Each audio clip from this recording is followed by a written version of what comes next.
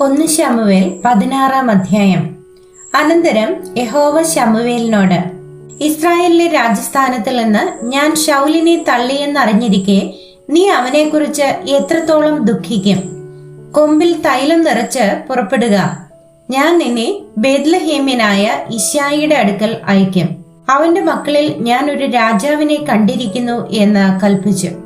അതിന് ശമൂവേൽ, ഞാൻ എങ്ങനെ പോകും? ശൗൽ കേട്ടാൽ എന്നെ കൊല്ലും എന്ന് പറഞ്ഞു. എന്നാൽ യഹോവ, നീ ഒരു പശുക്കിടാവിനെയും കൊണ്ടുചെന്ന് ഞാൻ യഹോവയ്ക്ക് യാഗം കഴിപ്പാൻ വന്നിരിക്കുന്നു എന്ന് പറക. ഇശ്ശായിയെയും യാഗത്തിന് ക്ഷണിക്കാം. നീ ചെയ്യേണ്ടത് എന്തെന്ന് ഞാൻ അന്നേരം നിന്നോട് അറിയിക്കും. ഞാൻ പറഞ്ഞു തരുന്നവനെ നീ എനിക്കായിട്ട് അഭിഷേകം ചെയ്യണം. യഹോവ കൽപ്പിച്ചതുപോലെ ശമൂവേൽ ചെയ്തു. ബേത്ലഹേമിൽ ചെന്നു. പട്ടണത്തിലെ മൂപ്പന്മാർ അവന്റെ വരവെങ്കിൽ വിറച്ചുകൊണ്ട് അവനെ എതിരേറ്റു. നിന്റെ വരവ് ശുഭം തന്നെയോ എന്ന് ചോദിച്ചു. അതിന് അവൻ, ശുഭം തന്നെ. ഞാൻ യഹോവയ്ക്ക് യാഗം കഴിപ്പാൻ വന്നിരിക്കുന്നു.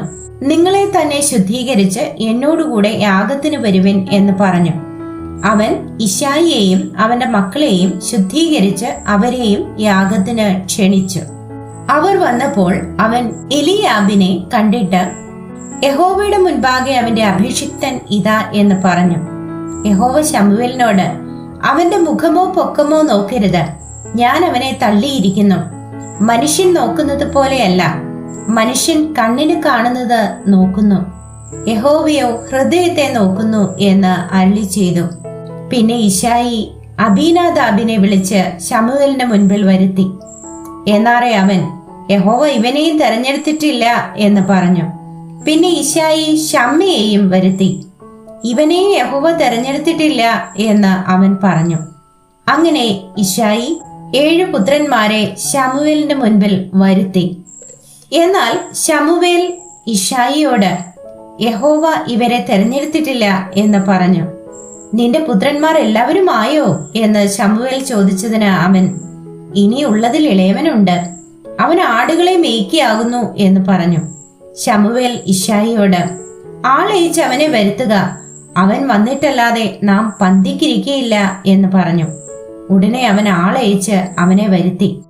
എന്നാൽ അവൻ പവിഴ നിറമുള്ളവനും സുനേത്രനും കോമളരൂപിയും ആയിരുന്നു.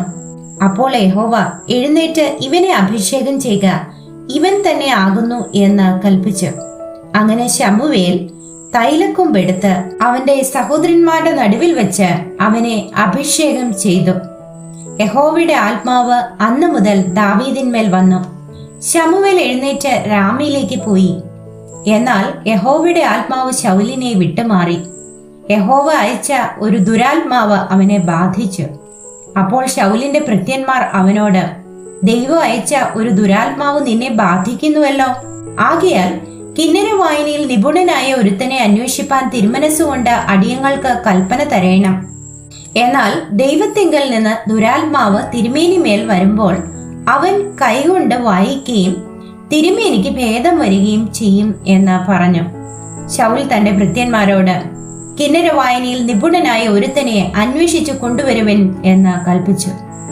ബാല്യക്കാരിൽ ഒരുത്തൻ, ബേത്ലഹേമ്യനായ ഇശ്ശായിയുടെ ഒരു മകനെ ഞാൻ കണ്ടിട്ടുണ്ട്.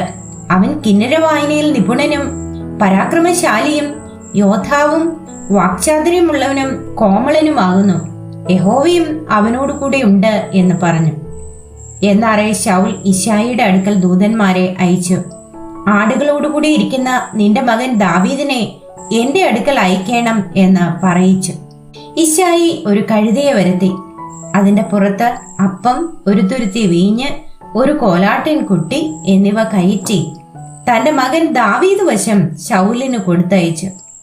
ദാവീദ് ശൗലിന്റെ അടുക്കൽ ചെന്ന് അവന്റെ മുൻപാകെ നിന്നു. അവനോട് വളരെ സ്നേഹമായി. അവൻ അവന്റെ ആയുധവാഹകനായി തീർന്നു. ആകയാൽ ശൗൽ ഇശ്ശായിയുടെ അടുക്കൽ ആളയച്ചു. ദാവീദിനോട് എനിക്കിഷ്ടം തോന്നിയിരിക്കൊണ്ട് അവൻ എന്റെ അടുക്കൽ താമസിക്കട്ടെ എന്ന് പറയിച്ചു.